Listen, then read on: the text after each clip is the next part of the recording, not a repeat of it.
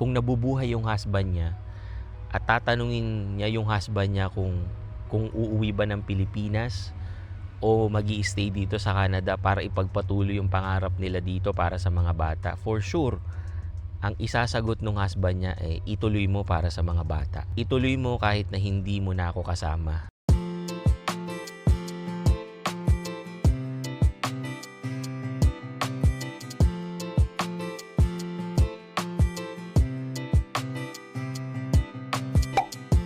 Hello guys, Nardino TV here and we are back with another video. So for today guys, papasok naman tayo ng opisina kasi medyo nakakabagot na sa bahay. For 2 days nasa bahay tayo, naka-remote work tayo sa bahay. So ngayon naman papasok tayo ng opisina. Doon naman tayo magwo-work, no? So weather dito sa British Columbia ngayon medyo hindi ganun kaganda, pero pwede na. Medyo gloomy siya guys, yan, no?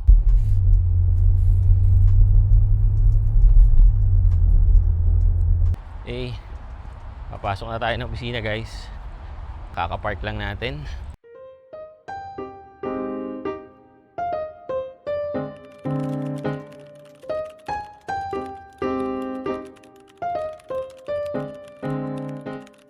Six and a half hours later. Uwian na naman tayo guys. Tapos na naman ang isang maghapong trabaho.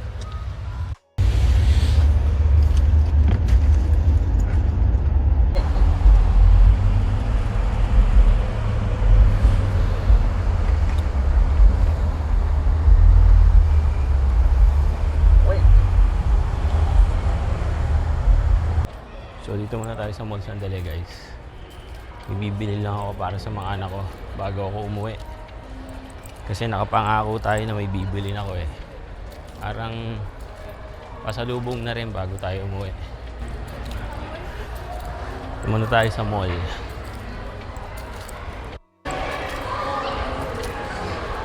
Ito.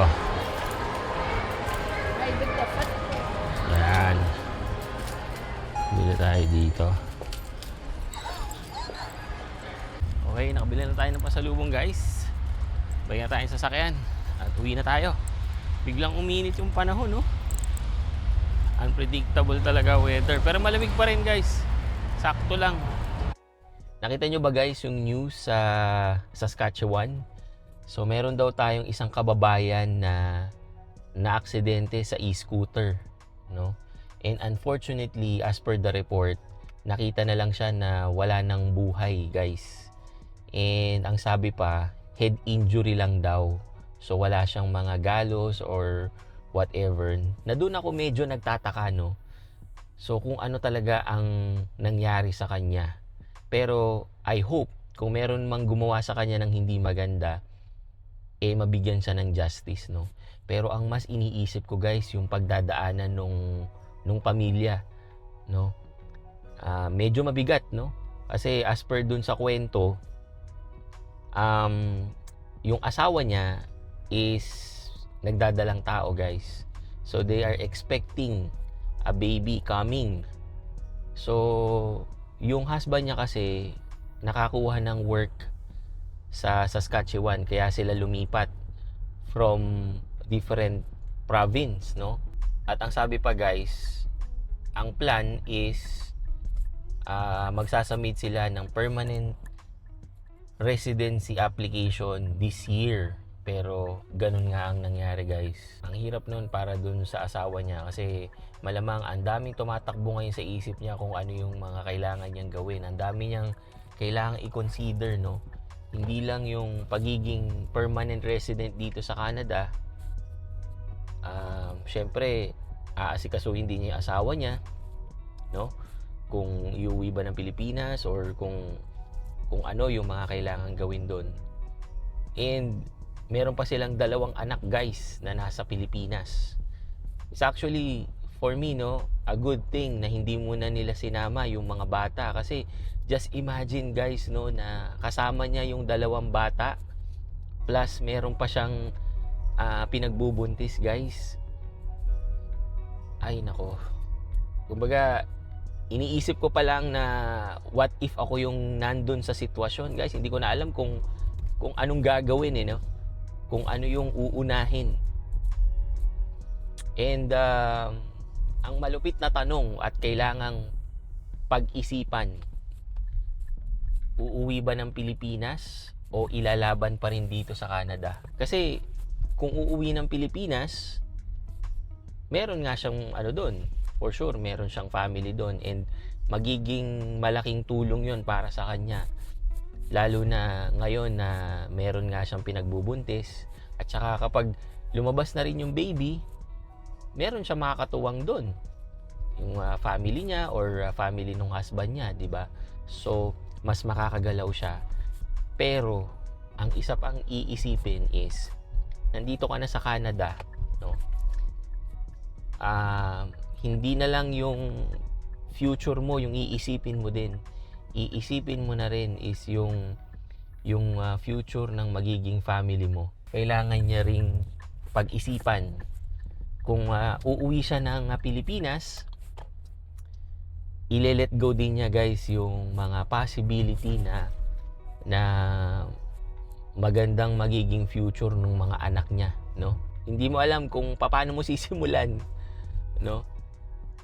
Sana talaga magkaroon siya ng wisdom and magkaroon siya ng magandang rason, no? Kung sakaling pagpapatuloy niya ba yung buhay Canada or uuwi na lang siya ng Pilipinas. I hope na makapag-decide siya ng maayos para sa family niya. Okay, so dito tayo sa isang park, guys. Dito natin tuloy yung kwentuhan natin. Makapaglakad-lakad muna tayo bago tayo umuwi. Samahan niyo ako maglakad. Yun nga, no? Nakakalungkot yung nangyari dun sa kababayan natin. Siguro kung ako ang nandun sa lagay, i-assess ko muna talaga yung sarili ko kung anong dapat gawin. Dito may nabuhay talagang ang nature dito. Ayan, Ayan yung mga bulaklak, guys. Ganda, di ba?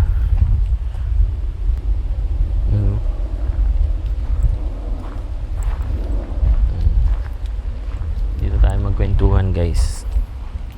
Ganda ng view natin, no? Mga bulaklak dyan. Nasa ilalim ka ng puno. Meron kaming friend na ganyan, guys. Na ganyan ang nangyari, no?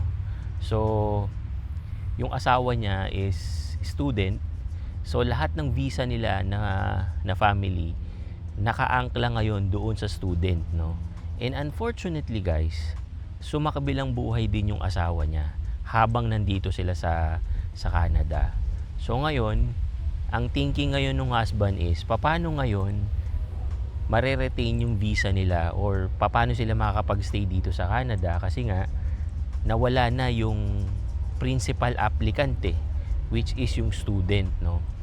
And nagkakwentuhan kami. Ang sabi nga is nag-apply siya ng humanitarian and compassionate something para makapag-stay pa rin sila dito sa Canada. And yun, guys, hanggang ngayon nandito pa rin sila. Hindi ko nga lang alam kung PR na sila, no? Tatlo rin yung nun, guys. Tatlo rin yung anak niya. So, I think ang pinakabata yata nasa 3 years old, no? Ginawa nila doon, guys, is in-invite niya yata yung sister niya dito sa Canada. Kasi, guys, mahirap talaga, no? Although, pwede mo naman silang ipasok sa daycare, pero napakamahal, guys. Ang last check ko, nasa 500 per kid, no? Sa isang buwan. So, gagastos ka ng mga nasa 1,500 kung 3 bata yun, no? So, yan yung mga guys, yan yung mga bagay na dapat pag-isipan kung magi-stay man sila dito sa Canada, no? Hindi nga, guys, hindi magiging madali at hindi mura kung sakaling pipiliin nga niya na magstay sila dito sa Canada. Pero kasi Kung titignan natin, ang isang pag-iisipan doon is, nandito ka na kasi sa Canada no? Kailangan mas lalo niyang pag-isipan kung ano yung mas makakabuti sa mga anak niya in the future. Kasi for sure, kaya nga sila dito nagpunta sa Canada is para dun sa mga bata. So, kung sakaling ako yung nandun sa sitwasyon, no, kung ako ang tatanungin mo, pero ayokong mapunta sa ganong sitwasyon, no, knock on wood, at kahit na sino guys, hindi ko wini-wish na mapunta sa ganong sitwasyon. Pero, ang iisipin ko dyan is, ano ba yung reason kung ba't kami nandito sa Canada? Kaming mag-asawa, nag-decide kami na pumunta dito sa Canada para sa mga bata.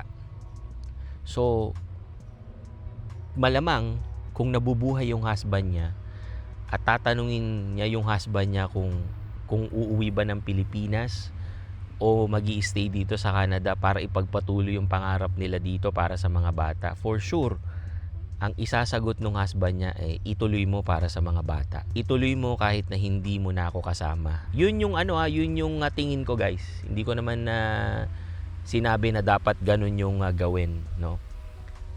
Pero yun nga, kung ang purpose naman is para doon sa mga bata, well,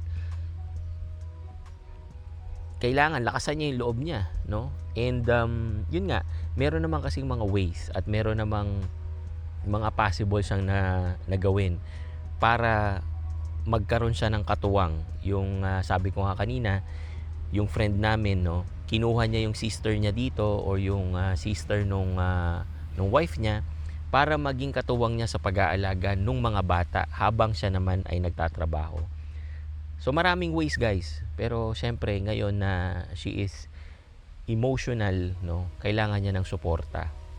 Kaya sana makakuha talaga siya ng maayos na support, yung lawyer or whatever, no, at yung dun sa family niya, para magkaroon siya ng malawak na pag-iisip para makapag-decide talaga kung ano yung next step niya, kasi yun ang magdi-decide para sa future niya at para sa future ng mga bata.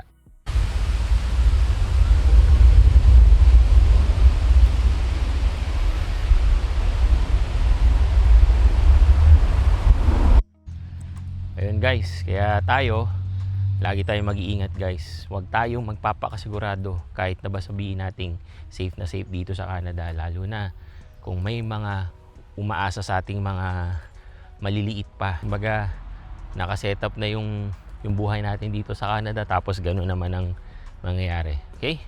So lagi kayong mag-ingat guys. Thank you for watching and see you on my next video. Peace guys.